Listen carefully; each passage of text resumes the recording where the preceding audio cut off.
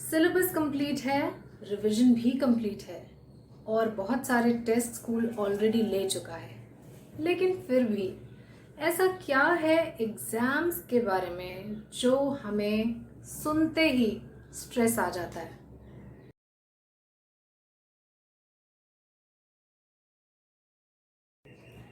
अब हमें ये सोचना है कि कहीं हम तैयारी करते समय या तैयारी करने के और एग्जाम के बीच में कहीं बार बार इस चीज पर फोकस तो नहीं कर रहे कि क्या गलत हो सकता है, what can go wrong. Most of the people, most of the children, most of the times हमें ये हैबिट होती है कि हम उस चीज पर ध्यान दें जो गलत हो सकती है।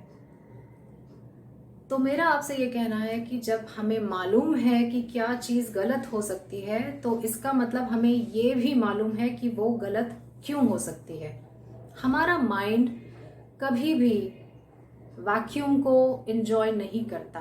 अगर हमने कोई भी चीज अनडन छोड़ी है, अधूरी छोड़ी है, हमारा माइंड अपना फोकस बार बार वहां शिफ्ट करेगा, हमें लेजी होने से, हमें प्रोक्रास्टिनेट करने से बचाएगा। जी हाँ, हमारा माइंड हमेशा हमें बेटर लाइफ की तरफ इंस्पायर करने के लिए कुछ ना कुछ हमारी एनवायरनमेंट में नेगेटिव ढूंढता है जो कि अनरिजॉल्व है। जिस तरह से आप कोई सब्जेक्ट पढ़ते पढ़ते अगर कोई चीज नहीं समझ पा रहे तो आप उसको बाद में करने के लिए छोड़ देते हैं।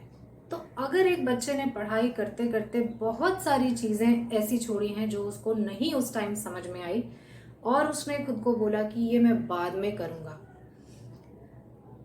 लेकिन जब वो बाद में भी नहीं हुई तब वो बच्चा पढ़ाई से मन चुराने लगा।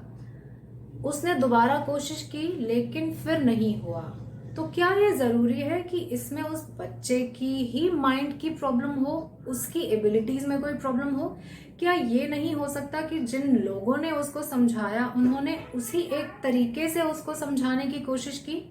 हो सकता है लोग अलग अलग हों, लेकिन समझाई जो चीज जा रही थी वो हमेशा एक ही तरीके से समझाई जा रही थी। तो उस बच्चे के माइंड ने उस चीज को कैच नहीं किया।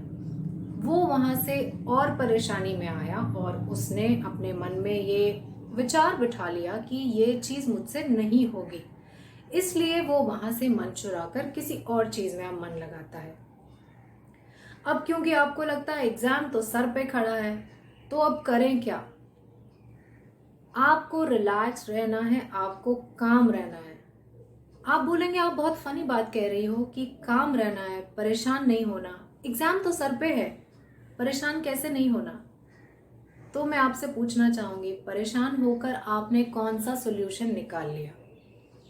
अब थोड़ा शांत हो जाएं, रिलैक्स हो जाएं, काम हो जाएं, अपने मन को थोड़ा शीतल करके, ठंडा करके सोचें कि इस प्रॉब्लम के बारे में करना क्या है। इसी तरह से आपके स्टूडेंट्स, आपके बच्चे जो भी सब्जेक्टिव प्रॉब्लम फेस कर रहे हैं उनको बताइए कि जब भी किसी प्रॉब्लम का सॉल्यूशन नहीं मिल रहा है तो एजिटेटेड स्टेट में बिल्कुल भी नहीं मिलेगा। बजाय इसके कि वो उसके ऊपर झगड़ा करते रहें, परेशान होते रहें, इससे पूछें उससे पूछें कि तुम्हारा हो गया, तुम्हारा हो गया, यार सबका हो गया, मेरा नहीं हो रहा। ऐसा करने से कुछ हासिल नहीं हो रहा। हासिल क्या करने से होगा कि जब आपका बच्चा पीसफुल हो, रिलैक्स्ड हो, खुश हो, उस टाइम पे वो अपनी स्टडीज को लेकर के बैठे और वो खुद ब खुद नोटिस करेगा कि उसकी न्यूरोलॉजी में उस टाइम खिचड़ी नहीं पकी हुई है, उसका मन एकदम शांत है, उसके न्यूरल पाथवेज कुछ ना कुछ ऐसा यूनिक निकालेंगे उस प्रॉब्लम में जो अब तक वो सॉल्व नहीं कर पा रहा था। ये बात 100% आजमाई हुई है, आपने भी अपनी लाइफ में बहुत बार ये एक्सपीरियंस किया होगा।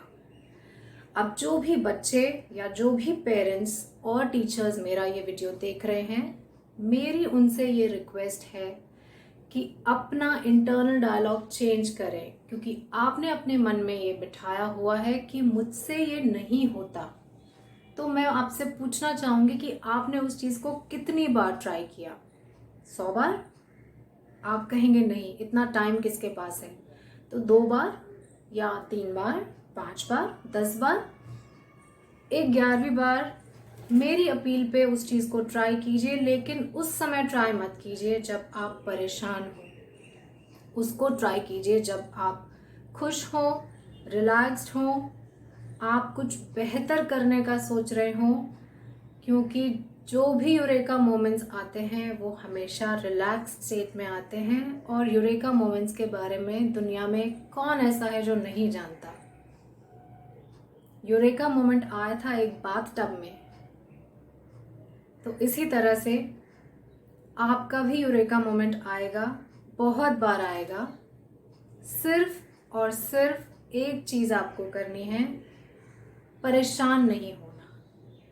अपने सर्वाइवल के लिए चीज़ों को हाफ, बीच में, अधूरा, अनडन मत छोड़िए, क्योंकि आप अनडन छोड़ेंगे तो आपका दिमाग आपको डेफिनेटली वहाँ बार बार लेकर जाएगा। और अगर लेकर जा रहा है तो ऐसा करने में भी आपका फ़ायदा है। उन प्रॉब्लम्स को अधूरा मत छोड़िए। प्रॉब्लम अधूरी छोड़ने से केवल बढ़ेगी, गायब नहीं हो जाएगी। सॉल्व कर लीजिए, एग्ज़ाम में अब भी थोड़ी देर बाकी है। I am sure all of you will come up with flying colours. जो भी रिजल्ट्स आप अपने लिए एक्सपेक्ट करते हैं वो इंशाल्लाह आप सबको मिलेंगे। God bless.